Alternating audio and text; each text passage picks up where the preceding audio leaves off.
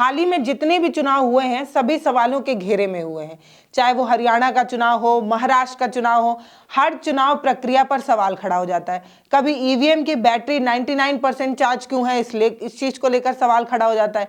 कभी polling booth पर voters की संख्या क्यों बढ़ाई गई है, इस चीज को लेकर सवाल खड़ा हो जाता है। कभी इस चीज को लेकर सवाल खड़ा हो जाता है कि जब ईवीएम का इतना विरोध है तो बैलेट पेपर से क्यों नहीं चुनाव करा लेते, ईवीएम से भी आपत्ति है। इस तरीके की तमाम आपत्तियां हैं जो लगातार की जा रही हैं। कई जगहों पर इस चीज को भी लेकर जो है वो आपत्ति दर्ज कराई जाती है कि वोटिंग से पहले कई जो वोटर्स हैं उनके नाम काटे जाते हैं। अभी दिल्ली में चुनाव होने ही वाले हैं, उससे पहले इस तरीके की आपत्तियां दर्ज होने लगी हैं। चुनाव आयोग से लगातार शिकायतें की जाती हैं, लेकिन चुनाव आयोग इसका जवाब ही नहीं देता।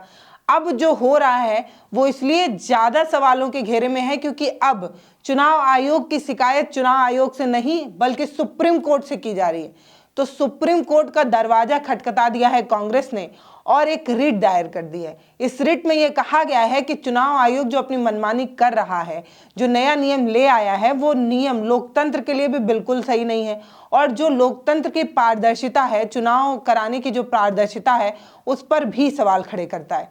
तो ये जानना आपके लिए भी जरूरी है कि आखिर चुनाव आयोग ने ऐसा कौन सा नियम में बदलाव कर दिया जो उसकी शिकायत लेकर कांग्रेस जो है वो सुप्रीम कोर्ट पहुंच गई।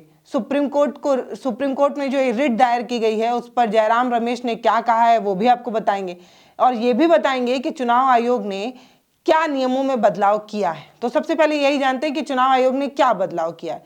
तो चुनाव आयोग जो है वो ये कह रहा है कि कल तक जो पोलिंग बूथ पर सीसीटीवी कैमरे लगाए जाते थे, जो ब्रॉडकास्टिंग के लिए जो कैमरे लगाए जाते थे, इसके अलावा अलग अलग एंगलों से जो कैमरे फुटेज लिए जाते थे, जो इलेक्ट्रॉनिक डिवाइस होती थी, वो सारी चीज़ें जो डिटेल हम इकट्ठा करते थे वो पब्लिक डोमेन में उपलब्ध होते थे।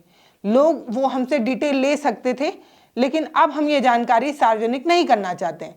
इस तरीके की सिफारिश लेकर जो चुनाव आयोग है वो कानून मंत्रालय के पास पहुंच जाता है और कानून मंत्रालय इसकी इजाज़त भी दे देता है। यानी कि अब पोलिंग बूथ पर जितने भी कैमरे लगे होंगे, ब्रॉडकास्टिंग फुटेज के साथ साथ उम्मीदवारों की जो वो वीडियो रिकॉर्डिंग वगैरह की जाती है वो अब किसी को भी उपलब्ध नहीं हो सकती, जो कल तक उपलब्ध हो सकती थी।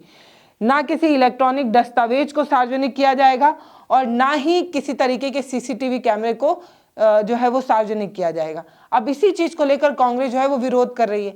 वो कह रही है कि अगर किसी को भी किसी भी पोलिंग बूथ से कोई आपत्ति है तो वो हाई कोर्ट से परमिशन लेकर सीसीटीवी फुटेज वगैरह देख सकता था, लेकिन अब आप इस पर क्यों रोक लगा रहे हैं? इस रोक लगाने का क्या मतलब है? इस रोक लगाने की मंशा क्या है? अगर हमें कभी आपत्ति हो तो हम किससे जो है वो डिटेल मांग सकते हैं? चुनाव आयोग सुनता नहीं है और जो जानकारी कल तक आम इंसान के लिए उपलब्ध थी आज उस पर भी रोक लग रही है। आखिर चुनाव आयोग की मंशा क्या है? इस तरीके के विरोध लगातार जो है होते रहे, लेकिन चुनाव आयोग ने इस पर कुछ भी नहीं कहा। तब जाकर जो कांग्रेस है वो सुप्रीम कोर्ट पहुंच जाती है। सुप्रीम कोर्ट में एक रिट दायर करती है और ये रिट की जानकारी भी जयराम रमेश ने ही दी है। कांग्रेस नेता है जयराम रमेश, उन्होंने इसकी जानकारी सोशल साइट एक्स पर दी। क्या लिखा वो सुनिए। उन्होंने लिखा कि निर्वाचन का संचालन नियम 1961 में हाल ही में संशोधन को चुनौती देते हुए सुप्रीम कोर्ट में एक रिट दायर की गई है। उन्होंने इसकी जानकारी दी कि रिट हमने जो है वो दायर कर दी है। चुनाव आयोग एक संवैधानिक निकाय है, इस पर स्वतंत्र और निष्पक्ष चुनाव कराने की जिम्मेदारी है, इसीलिए इसे एक तरफा और सार्वजनिक विचार विमर्श के बिना इतने महत्वपूर्ण नियम में इतनी निर्लजता से संशोधन कराने की इजाजत नहीं दी जा सकती।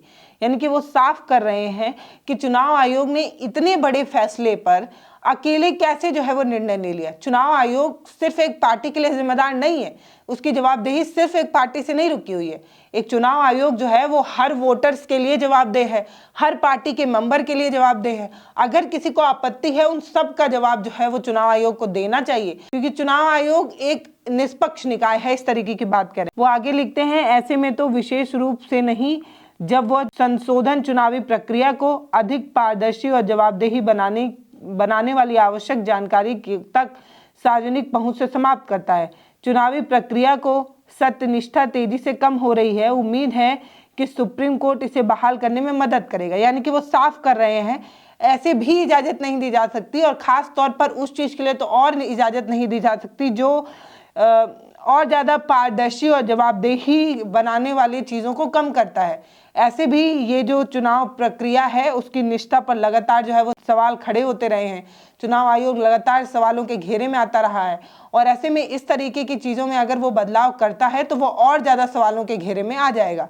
इस तरीके की बात जयराम रमेश कह रहे हैं और ऐसा नहीं है कि सिर्फ कांग्रेस पार्टी ने इसका विरोध किया है। जब नियमों में ये बदलाव हुआ तो इसको लेकर अलग अलग पार्टियों ने विरोध दर्ज कराया। मल्लिकार्जुन खड़गे ने कहा कि ये जो देश है वो लोकतंत्र पर टिका हुआ है और जो लोकतंत्र होता है वो लोगों का तंत्र होता है, जनता का तंत्र होता है। ऐसे जनता का अगर विश्वास चुनाव आयोग से उठने लगे तो समझिए कि ये लोकतंत्र के लिए बिल्कुल भी अच्छा नहीं है, क्योंकि चुनाव आयोग एक पारदर्शी पैटर्न होना चाहिए। चुनाव कराने की प्रक्रिया जो हो वो पारदर्शी हो और जनता का उस पर विश्वास हो। इसलिए ये जो नियमों में बदलाव किए गए हैं वो बिल्कुल भी सही नहीं है।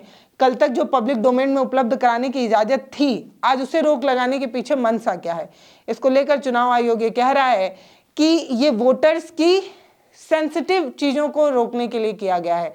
चुनाव आयोग ने अपनी तरफ से दलील ये दी है कि कई ऐसे सेंसिटिव इलाके होते हैं, जैसे जम्मू कश्मीर हो गया, नक्सलाइट इलाका हो गया, उन सारे चीज़ों में जो सीसीटीवी फुटेज से जो रिकॉर्डिंग की जाती है, अगर उसे पब्लिक डोमेन में उपलब्ध कराया जाए, हर इंसान को उपलब्ध कराने लग जाए, तो उससे वोटर्स की जो है वो ज़िंदगी तक पर भी जो है वो खतरा पहुंच सकता है। और एआई का ज़माना है, एआई में किसी भी सीसीटीवी फुटेज के साथ काटछाट की जा सकती है और इसकी वजह से समाज में है और ज़्यादा द्वेष फैल सकता है। इसीलिए इस चीज़ को पब्लिक डोमेन में उपलब्ध नहीं कराया जा सकता। इस तरीके की बात चुनाव आयोग कह रही है। बाकी आप क्या सोचते हैं वो आप हमें ज़रूर बताइएगा कि चुनाव आयोग जो कह रही है उसकी बात एकदम सही है, उसको आप सही मानते हैं, या चुनाव आयोग कुछ छुपाने की कोशिश कर रहा है? कल तक वही जानकारी पब्लिक डोमेन में थी तब कोई दिक्कत नहीं होती थी, आज पब्लिक डोमेन में उपलब्ध कराने से चुनाव आयोग को दिक्कत है। वो भी ये नियमों में बदलाव उस वक्त आया है जब पंजाब हरियाणा हाईकोर्ट ने चुनाव आयोग से जानकारी जो है वो महमूद प्राचा को देने के लिए कही थी। अब महमूद प्राचा कौन है? तो महमूद प्राचा जो है वो सुप्रीम कोर्ट के एक वरिष्ठ वकील है और हरियाणा विधानसभा चुनाव में कई पोलिंग बूथों का सीसीटीवी फुटेज और ब्रॉडकास्टिंग फुटेज और फॉर्म 17A और B की डिटेल जो है उन्होंने मांग की थी और पंजाब हरियाणा हाईकोर्ट ने हरी झंडी दिखाते हुए कहा था कि आपको जानकारी उपलब्ध जो है वो चुनाव आयोग करा देगा। कहाँ तो चुनाव आयोग को महमूद प्राचा को ये जानकारी देनी थी, उससे पहले ही चुनाव आयोग ने ये सब रायता फैलाया है। इसीलिए सवाल इसलिए भी खड़ा हो रहा है कि चुनाव आयोग ने नियमों में बदलाव उस वक्त क्यों किया जब उसको जानकारी देनी थी तब। इसीलिए चुनाव आयोग ने ये जो नियमों में बदलाव किया है वो सवालों के घेरे में और ज़्यादा आ जाता है। बाकी आप क्या सोचते हैं वो आप हमें कमेंट सेक्शन में लिखकर ज़रूर बताइएगा। नमस्ते, मैं पल्लवी हूँ, आप भारत एक नई सोच देख रहे हैं। आपको हमारे वीडियोस कैसे लगते हैं वो आप हमें कमेंट सेक्शन में लिखकर बताते रहिए। बाकी हमारे चैनल को सब्सक्राइब करिए, हमारे वीडियोज़ को शेयर करिए। बहुत धन्यवाद।